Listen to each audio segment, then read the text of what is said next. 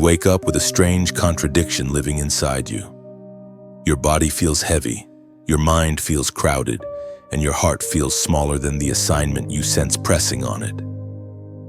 You are tired, not the kind of tired that sleep fixes or but the kind that comes from carrying responsibility longer than expected. And yet, beneath the fatigue, there is a quiet knowing you cannot shake. You are still called, even now, especially now. This is the paradox defining your season, feeling insufficient while being summoned.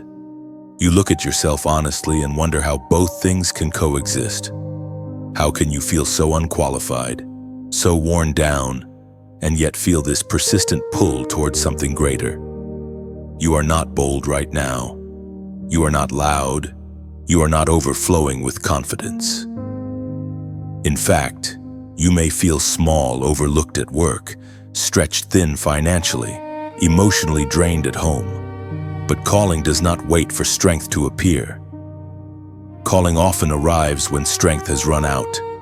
At your job, you show up and do what is required, but deep down you know you are capable of more. You watch opportunities pass to others who seem more assertive, more visible, more certain. You tell yourself maybe later, maybe when you feel ready. Financially, you manage carefully, yet the numbers still feel tight. You make wise choices, but progress feels slow, almost stagnant. At home, you are the one holding peace together, absorbing tension, choosing patience even when you feel unseen. You feel small not because you lack value, but because you have been pouring out quietly for a long time. And still this calling persists. This is where many people misunderstand God's process. They assume calling comes with power already in hand. They expect clarity before obedience, confidence before movement. But what if this season is teaching you something deeper?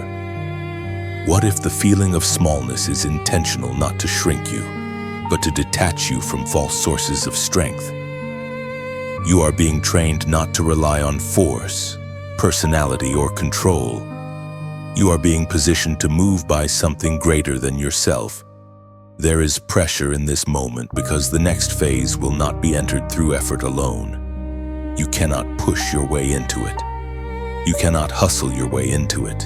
You cannot strategize your way into it. This is why your usual methods feel ineffective right now. The fatigue you feel is not failure, it is an invitation to shift how you move.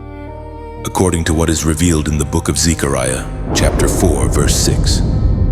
Not by might nor by power, but by my Spirit, says the Lord Almighty. This is not poetic encouragement. It is a correction. It tells you plainly that what lies ahead will not respond to human strength. Your discipline alone will not unlock it. Your intelligence alone will not sustain it. Your endurance alone will not carry it. What is coming requires alignment with the Spirit, not amplification of the self. That is why your old ways feel heavy. They were never meant to carry this weight. Think about a moment from your daily life that illustrates this. Maybe it was a conversation where you tried to control the outcome, explaining too much, defending yourself, pushing to be understood, and it only left you more drained. Or a financial decision where you felt pressure to act fast, to fix things quickly, even though peace was absent. Or a family situation where you tried to hold everything together by force, only to feel resentment rising afterward. These moments reveal the same truth: effort without alignment leads to exhaustion. You are being taught a different posture now. One that listens before acting. One that waits without quitting. One that moves when prompted, not when pressured. This does not mean you become passive. It means you become precise. Strength of spirit does not look like constant motion. It looks like obedience at the right moment. The danger in this season is not weakness, it is misunderstanding weakness. If you interpret feeling small as being unchosen, you will retreat prematurely. If you interpret fatigue as a sign to abandon your assignment, you will step away just as clarity is forming.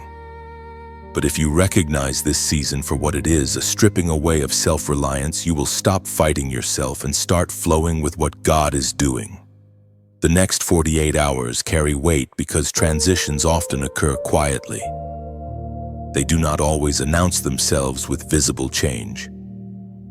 Sometimes they arrive as an inner shift, a decision not to react, a choice to rest instead of rush, a moment of obedience no one applauds.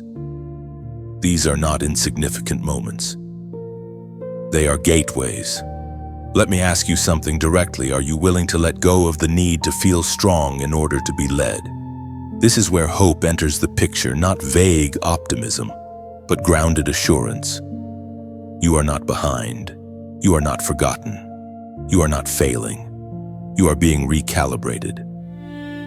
What feels like delay is often protection. What feels like weakness is often space being cleared for the Spirit to move without interference. You are not being asked to produce power, you are being asked to stay aligned. Picture the days ahead differently. Imagine waking up without the pressure to prove anything.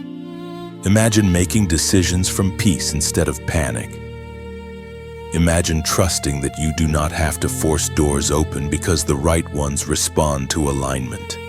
This is not wishful thinking. This is the practical outworking of walking by the Spirit rather than by might. Before this section ends, anchor yourself in that truth.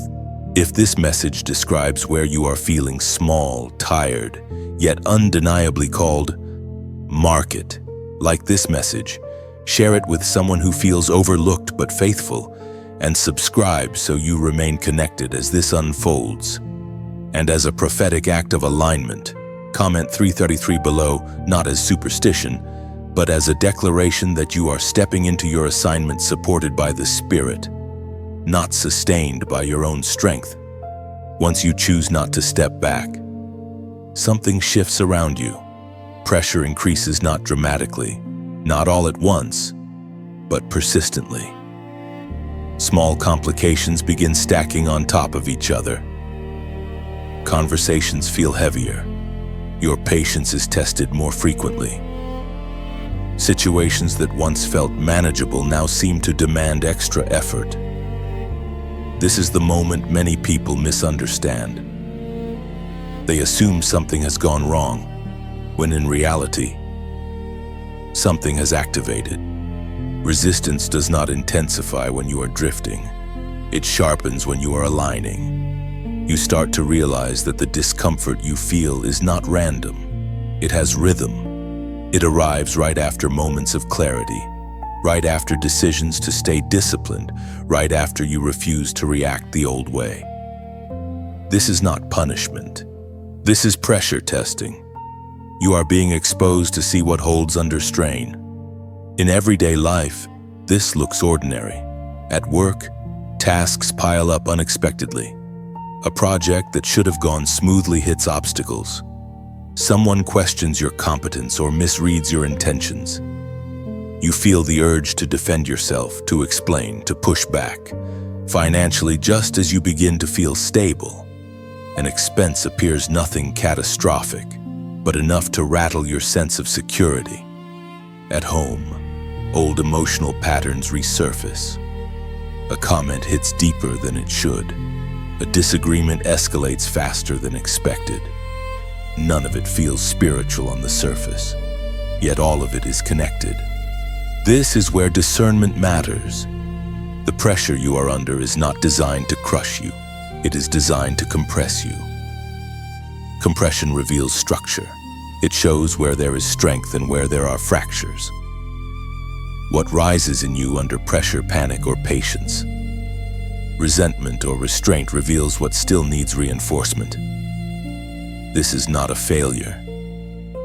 This is information. Many people assume strength means feeling unbothered, but true strength is revealed by what you can withstand without losing clarity. You are not meant to escape pressure immediately. You are meant to remain yourself inside it. That is how authority is formed. As the Apostle Paul wrote in the second letter to the Corinthians, chapter 4, verse 8, "We are hard-pressed on every side, but not crushed, perplexed, but not in despair." This verse does not deny pressure. It names it honestly. Pressed, confused, and surrounded on items, and yet not crushed, not hopeless. The distinction matters. Pressure is acknowledged, but defeat is refused. You are allowed to feel the weight without letting it redefine you. You are allowed to admit uncertainty without surrendering direction. There is hope embedded here, if you look closely. Being pressed on every side means there is resistance, but it also means you are still standing. Being perplexed means you do not see the full picture, but it also means you are still searching, still engaged, still present. Despair only takes hold when you assume pressure is permanent. It is not. Consider a simple, familiar situation. Someone sends a message that feels cold or dismissive. Your mind starts filling in gaps, replaying words, imagining intent. The pressure is internal now. You could spiral, assume rejection, withdraw emotionally. Or you could pause, recognize the pressure for what it is, and choose not to build conclusions on incomplete information. That pause is strength. That restraint is maturity forming in real time. This season is teaching you how to remain centered when circumstances lean in on you. You are learning that not every tension requires a reaction. Not every delay requires a decision. Not every challenge requires you to prove something. Some moments are simply asking whether you can stay grounded without control. Here is where hope becomes concrete. Pressure has limits. It cannot exceed the capacity being built in you. The very fact that you are still standing, still thinking, still choosing wisely even while pressed means you are not being overwhelmed. You are being reinforced. Each moment you respond with clarity instead of chaos. You strengthen the internal structure that will carry future responsibility. Ask yourself this honestly when pressure rises. Do you interpret it as a threat or as training? Because training feels uncomfortable by design. It stretches muscles you have not relied on before. It demands focus when you would rather retreat. It exposes weaknesses so they can be strengthened, not hidden. And once training has done its work, what once felt heavy becomes manageable. Picture what this produces. Imagine facing similar pressures in the future and feeling steadier than you do now. Imagine conversations that once triggered anxiety no longer disturbing your peace. Imagine financial uncertainty no longer dictating your emotional state. This is not wishful thinking. This is the outcome of learning to stand while pressed. You are not trapped. You are not surrounded without exit. You are not losing ground. You are being shaped under weight so that weight will no longer move you. The confusion you feel now will not last forever. Clarity grows quietly in seasons like this. And when this window passes, you will look back and recognize that the pressure did not break you. It clarified you. It did not weaken you. It revealed what was already strong. Even now, something steady is forming beneath the surface of your reactions. You may not feel stronger yet, but you are becoming clearer. The noise no longer pulls you as easily. The pressure no longer convinces you that urgency equals importance. This quiet stabilization is evidence that your center is shifting from circumstance to conviction.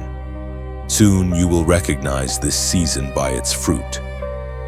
You will notice yourself responding instead of reacting, listening instead of assuming, choosing timing instead of force. What once felt like resistance will reveal itself as refinement. You are not merely surviving this pressure, you are learning how to carry authority without losing peace. Today's battle is quieter than you expected. It does not announce itself with crisis or catastrophe. It shows up disguised as routine.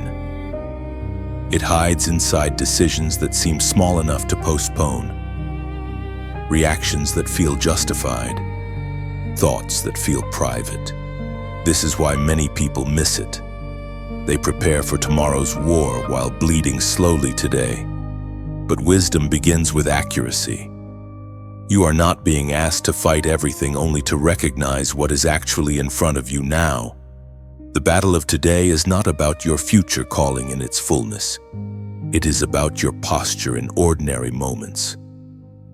It is about how you start your morning, how you handle interruptions, how you manage your inner dialogue when plans shift.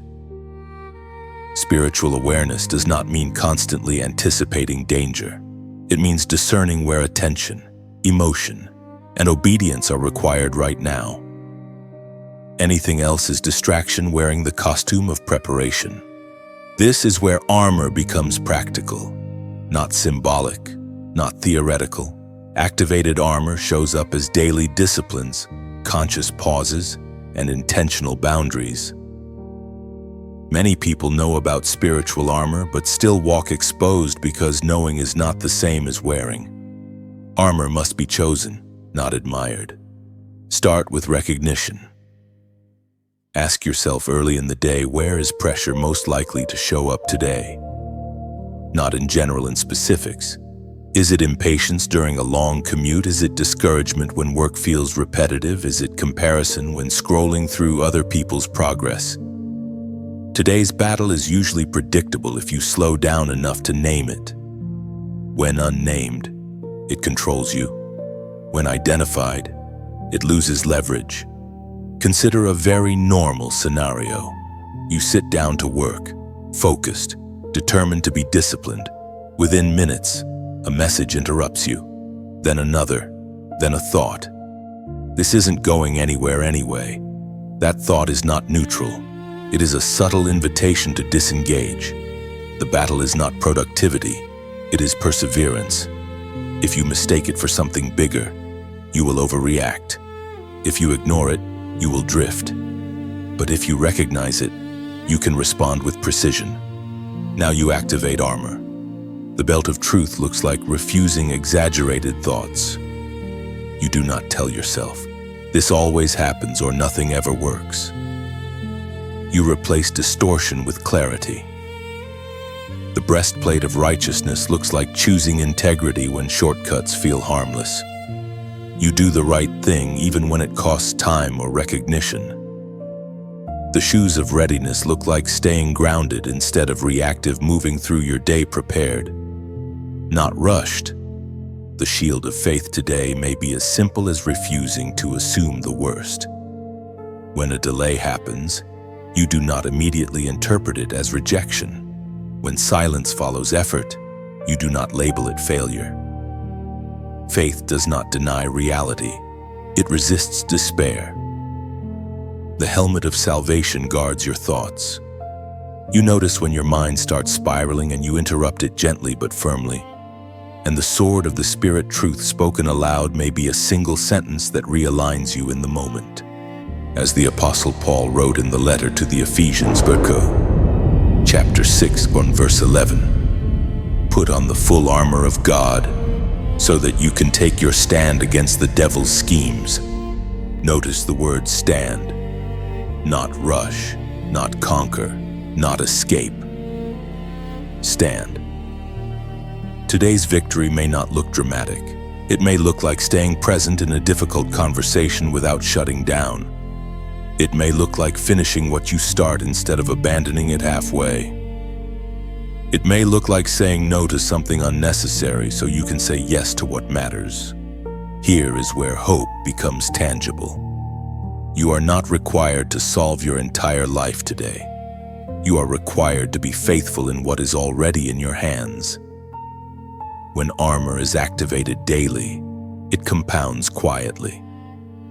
Small decisions accumulate into stability. Stability matures into authority. Authority opens doors that force never could. Ask yourself directly, what is the specific battle in front of me today that I have been avoiding naming? This question matters because misidentified battles drain energy. You end up fighting people instead of patterns, urgency instead of discernment, emotion instead of deception. When you fight the wrong thing, even victory feels exhausting. But when you identify the right battle, peace returns even in effort. Picture a different kind of day. You wake up and intentionally choose one area to guard your words, your focus, your reactions. When tension appears, you pause instead of escalating. When distraction calls, you redirect instead of condemning yourself. When fatigue sets in, you rest without guilt. This is not spiritual perfection. This is spiritual maturity in motion. The armor is not meant to make you invincible. It is meant to make you steady. And steadiness is powerful. Steady people are not easily manipulated. They are not driven by fear or flattery. They move deliberately. They listen deeply. They finish well.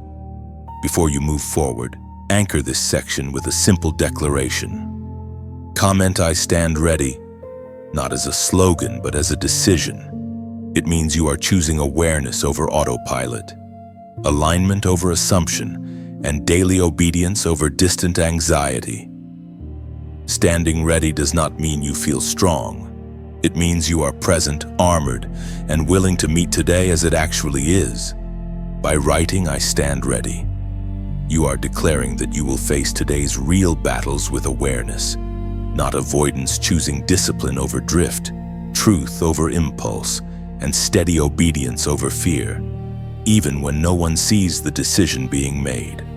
Jesus once spoke about two paths without raising his voice or forcing urgency.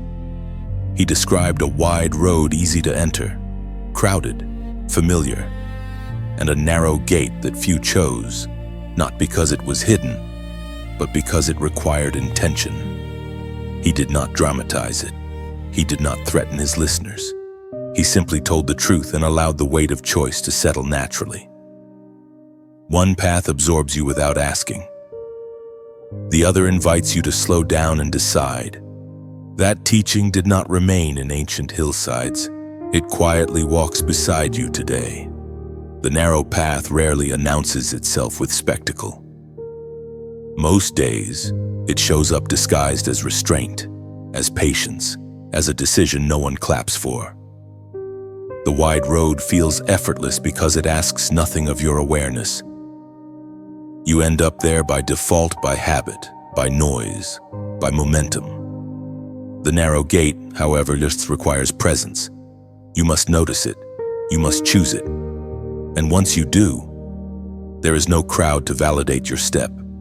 In daily life, the wide road may look like constant stimulation filling silence with sound, numbing thought with scrolling, avoiding stillness because it feels unfamiliar. The narrow path may look like turning the volume down early, letting your thoughts surface without distraction. At work, the wide road is blending in, never risking clarity, staying safe in ambiguity. The narrow path is speaking truth with humility, even if it costs comfort. In relationships, the wide road is avoiding difficult conversations to keep peace. The narrow path is choosing honesty that opens the door to real healing. Jesus was not speaking only about eternity. He was speaking about formation, about who you become through repeated choices. As Jesus himself declared in the Gospel of Matthew, chapter 7, verse 14, "Small is the gate and narrow the road that leads to life, and only a few find it." He said find, not earn. That matters. The narrow way is not discovered by striving harder, but by becoming more aware. Many walk past it daily because they are rushed, overstimulated, or convinced that meaning must feel louder than peace. The gate is small not to exclude you, but to slow you down enough to enter intentionally. There is hope woven into this image. The narrow path is not narrow because God wants less for you. It is narrow because it filters out what cannot sustain you. It removes excess expectations, borrowed identities, and unnecessary pressure. What remains is space to breathe, to hear clearly, to grow without pretending. Life, not performance. Think about a real situation you are facing right now. Perhaps you are deciding how to respond to someone who disappointed you. You could take the wide road, withdraw, harden, protect yourself quietly. Or you could choose the narrow path, address it with calm honesty, even if your voice shakes. Or maybe it is how you spend your energy after long days. The wide road offers escape. The narrow path offers restoration. One feels easier now. The other feels lighter later. Ask yourself directly, which road have I been walking simply because it was crowded and familiar? The narrow path does not require dramatic exits from your life. It often begins with subtle shifts.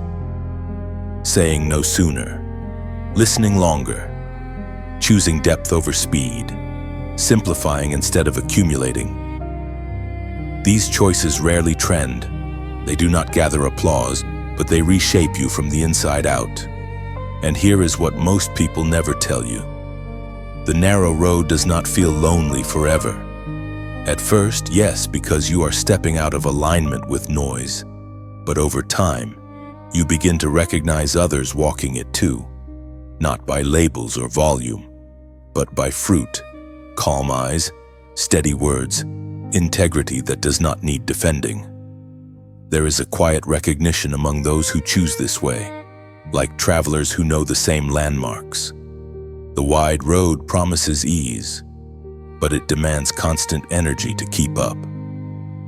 The narrow road asks for intention, but it gives back life, peace that does not collapse under pressure, strength that does not need to prove itself, direction that does not shift with opinion. If you have felt a growing discomfort with surface-level living, it may be because you are already near that gate. Less tolerance for noise, less appetite for comparison, less interest in performing. This is not loss, it is refinement. You are not becoming smaller. You are becoming more precise. And when you stand near that gate long enough, you realize something important. No one is pushed through it. No one is dragged. The invitation is always gentle. A step forward is always voluntary. That is what makes it beautiful. Choice born from resonance, not fear. There are moments on the narrow road when you realize you are not meant to walk it silently. Sometimes, you leave a small mark not to announce yourself, but to remember where clarity found you. To press like is to pause at this gate and quietly acknowledge, this path spoke to me. Sometimes you turn back briefly, not to return to the crowd, but to guide another who is still overwhelmed by noise. To share is to place a lantern along the road, trusting the right eyes will see it. And when you decide to remain near this path, to return whenever the world grows loud again. To subscribe is to choose to keep walking where your spirit can breathe. None of these are obligations. They are gentle movements of alignment. Small, voluntary steps taken by those who recognize the beauty of the narrow way. The narrow path does not rush you. It does not compete for your attention. It waits. And those who choose it discover something rare in a crowded world, a life that feels aligned from the inside out. There comes a moment when belief is no longer enough. You know what is right. You recognize the direction. You feel the internal alignment forming. Yet something is still pending, not from heaven, but from you. This is the space where intention must become action. Not dramatic action, not public action, but specific, obedient movement that seals alignment rather than postpones it. Many people linger here longer than they need to. They wait for confirmation that has already been given. They wait for confidence that only arrives after obedience. They wait for peace that comes through movement, not before it. This section is not about warning you, it is about exposing the quiet deception of delay.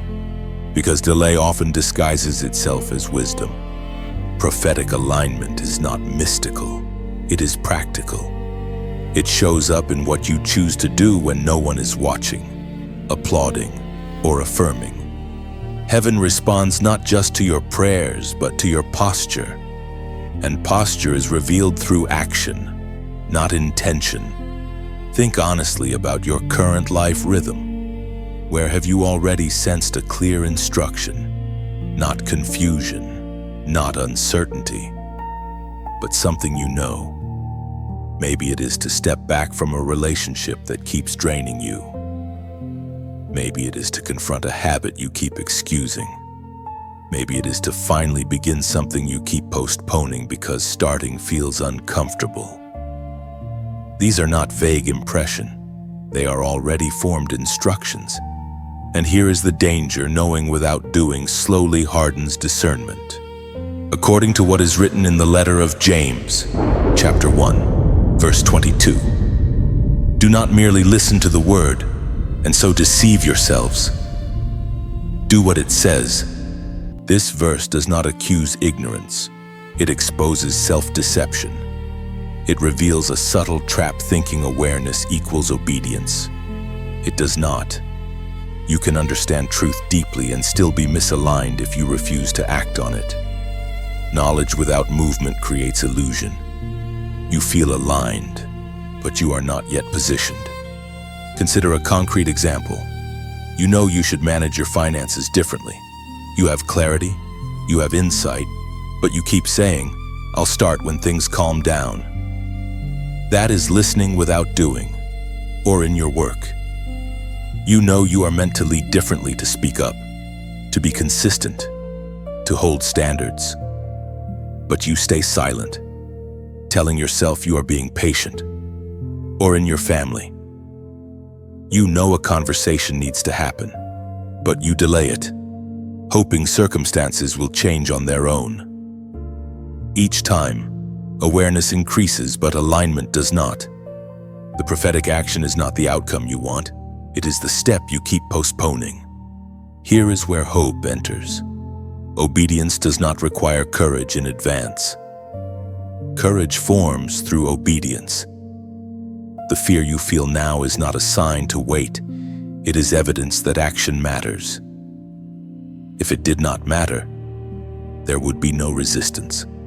Ask yourself directly, what do I already know I should do that I keep explaining away?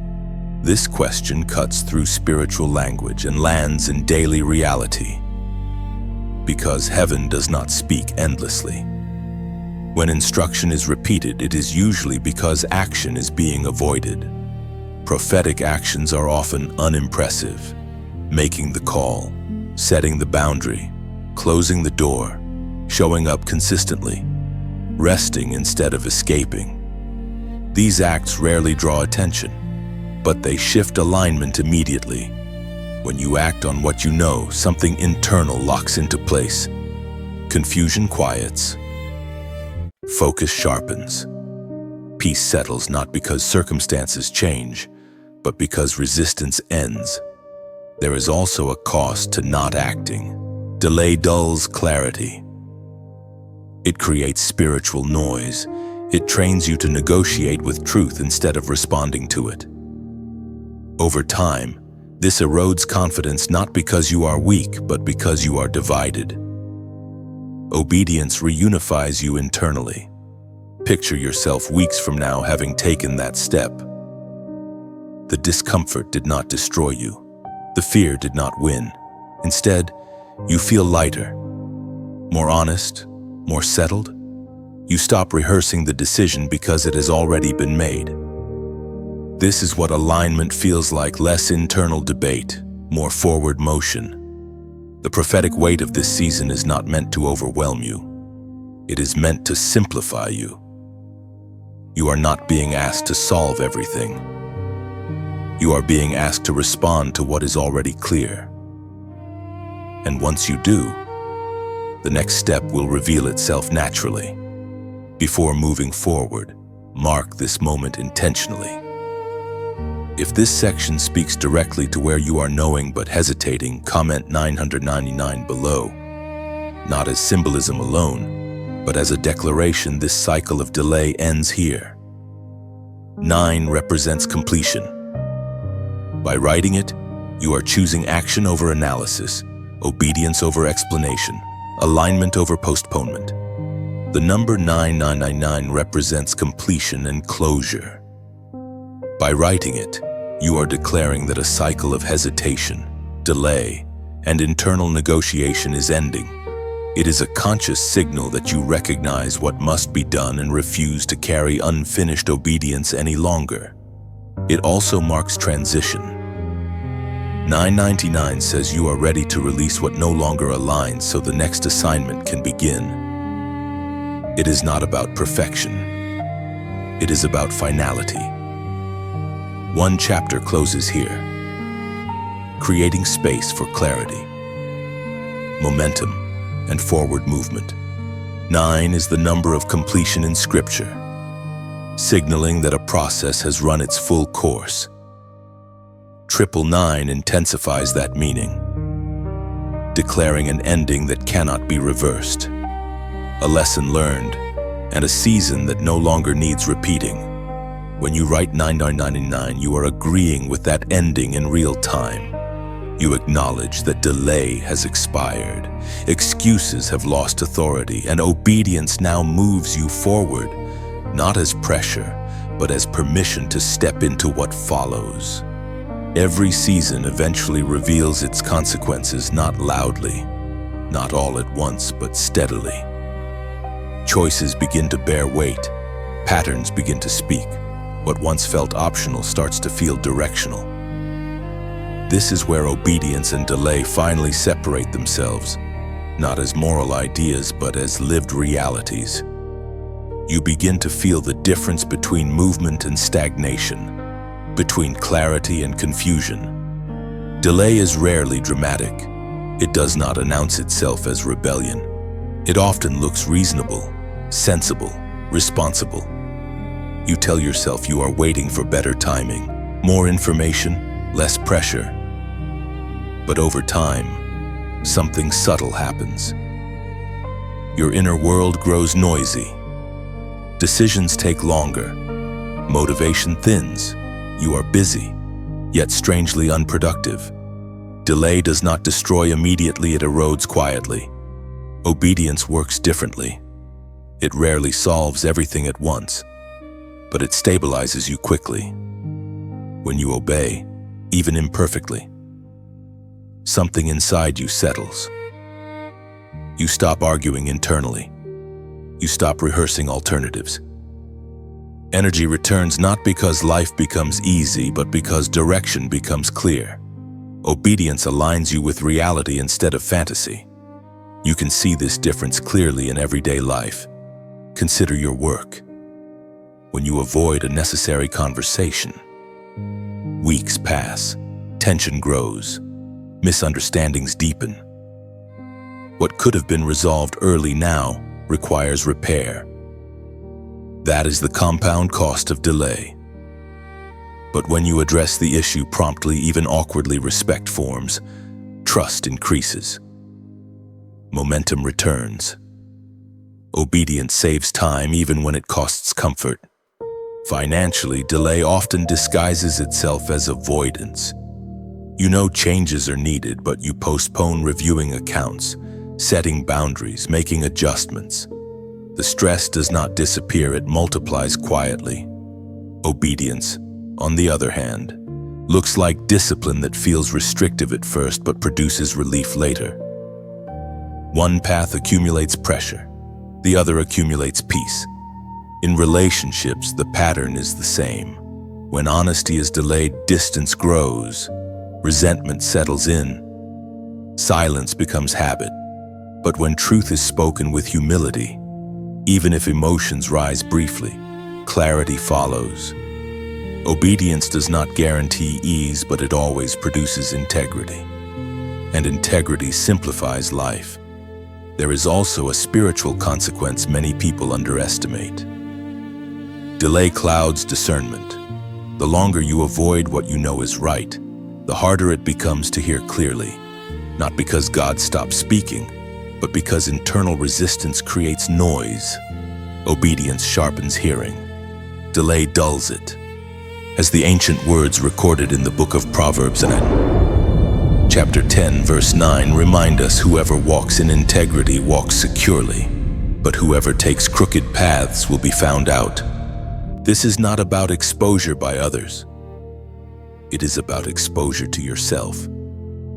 Crooked paths fragment you internally. You feel divided. You second-guess constantly. Integrity, however, creates security not because nothing goes wrong, but because you are not fighting yourself. You know where you stand. Here is the hopeful contrast. Obedience does not just avoid negative outcomes, it produces positive authority. People who obey consistently become dependable. Their words carry weight. Their presence stabilizes rooms. They are not easily shaken because they are not internally conflicted. This authority is quiet but undeniable. Delay, by contrast, keeps you reactive. You are always catching up, always managing consequences instead of shaping outcomes. You feel life happening to you instead of moving with you. This is exhausting, not because life is heavy, but because alignment is missing.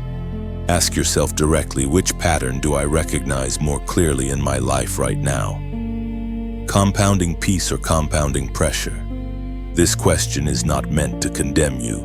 It is meant to clarify direction.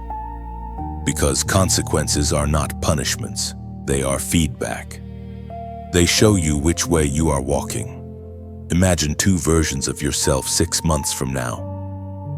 One continued delaying small obediences, difficult conversations, necessary boundaries, disciplined routines. That version feels busier, more tired, more mentally scattered. The other chose obedience early and often not perfectly, but consistently. That version feels steadier, clearer, more grounded. Same life, different posture, different outcome.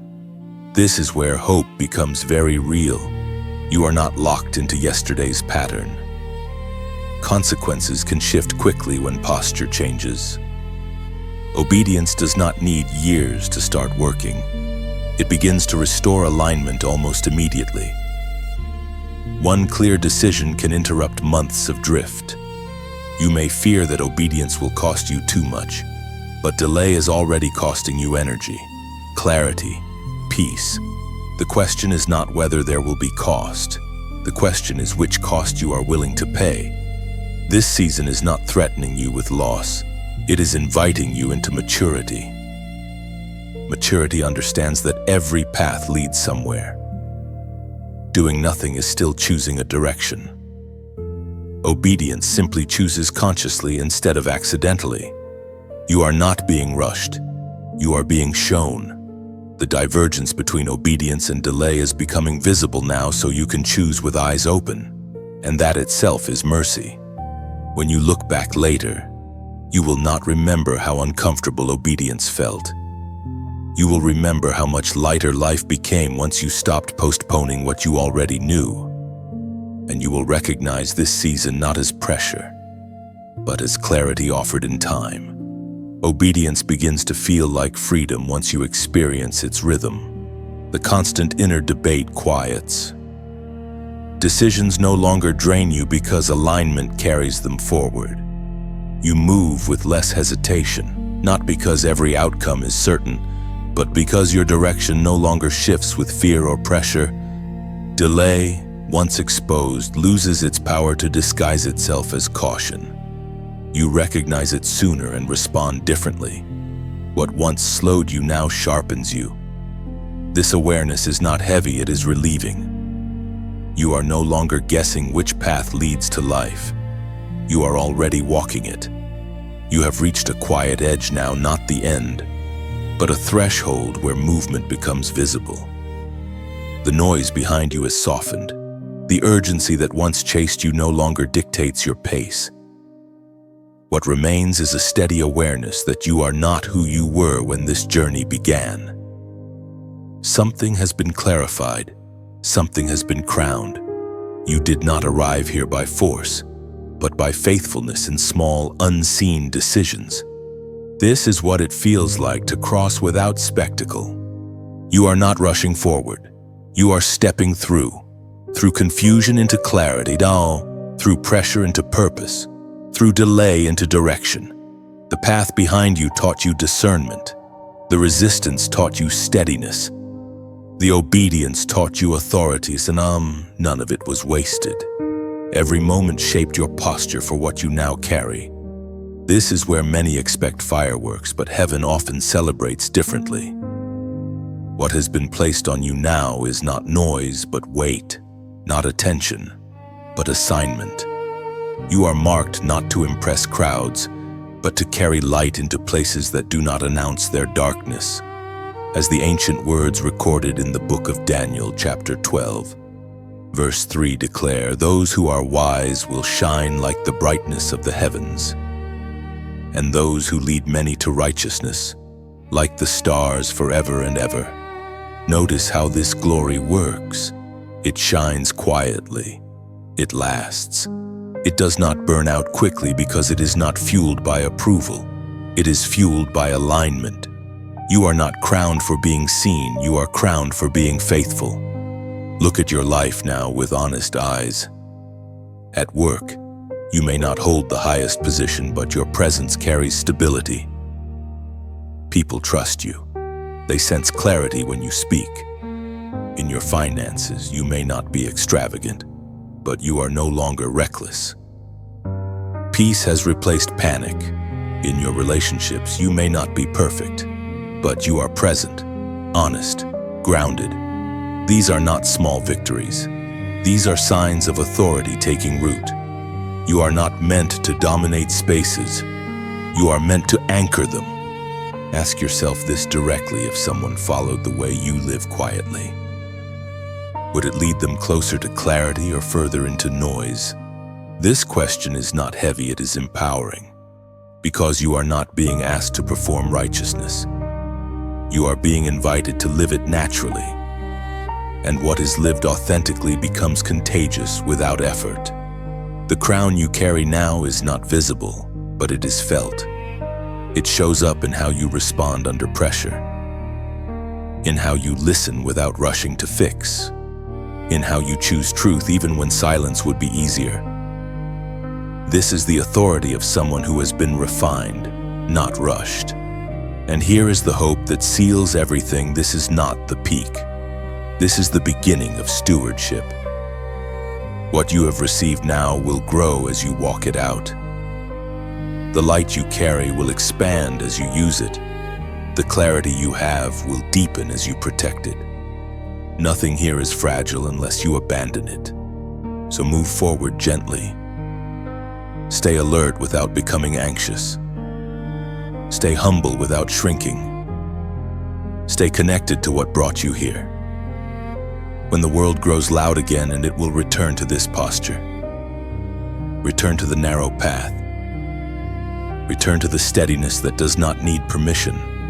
There will be others who find their way by watching yours. You will not always know who they are.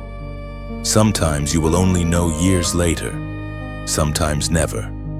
But your faithfulness will speak when your voice is silent. If this journey has resonated with you, treat it the way you would treat a meaningful path you discovered unexpectedly. Some paths you mark not loudly, but intentionally. To like this message is to pause and acknowledge the ground you've just crossed. Sometimes you invite others to walk beside you, not by persuasion, but by example. To share is to leave footprints clear enough for another to follow. And when you sense that this road is one you want to revisit, to walk again and again as life unfolds. To subscribe is to choose continuity, staying near a voice that reminds you who you are becoming. Before you step fully forward, anchor this crossing with words, not numbers. Comment, "I receive my crown," not as performance, not as noise, but as a quiet acceptance of responsibility, clarity, and authority already formed within you. You are not late. You are not behind. You are not overlooked. You are crowned for this moment not with spectacle but with light. You are not late because timing has been shaping you, not rushing you. You are not behind because your steps were measured, intentional, protected. What looked like delay was formation. What felt hidden was covering. Light grows strongest when it is refined away from noise. Being crowned with light means you illuminate without demanding attention. You influence without force. Your presence steadies rooms before you speak. This kind of authority does not need validation, because it flows from coherence between who you are and how you live daily. Others may not recognize the shift immediately, but they will feel it. Calm follows you. Clarity sharpens conversations. Confusion loses its grip. This is not charisma, it is alignment made visible. Light reveals, heals, and guides without announcing itself. Carry this crown gently. Do not rush to prove it. Let it rest naturally on your choices, your tone, your consistency. When pressure comes, it will not knock it loose. Light does not flicker easily once it has been properly formed. There is no pressure to respond to this moment in any particular way. Not everything meaningful requires a public signal. Some things are meant to be carried quietly, allowed to settle, revisited later when life brings you back to the same questions with new clarity. If nothing here stayed with you, you are free to let it pass without explanation. But if even one line lingered, one image, one question, one pause that felt different, then hold on to that. Let it walk with you into your ordinary routines. Let it surface when decisions feel unclear, when pressure rises, when silence feels unfamiliar. Often, what truly helps us does not shout, it waits. You may choose to share this with someone else, not because it is impressive, but because it reminded you of something essential. Sharing, when it happens naturally, is simply an extension of recognition, like pointing out a quiet place that helped you breathe. And if you do not share it, that is just as valid. Not every insight needs to travel. Some are meant to stay close. What matters most is what you carry forward. The steadiness, the clarity, the permission to move without rushing. The understanding that alignment is not dramatic, but durable. These things do not fade quickly. They integrate slowly, reshaping how you listen, how you respond, how you choose. You are allowed to take what fits and leave the rest. You are allowed to return later, changed by time and experience. And you are allowed to continue walking without labels, without announcements, without proving that anything shifted at all. If this journey helped, let it ripple outward in whatever way feels honest. If it did not, keep only what touched something true in you and release the rest without guilt. Either way, you move forward unchanged in your freedom, but perhaps more aware of the ground beneath your feet. The path remains open,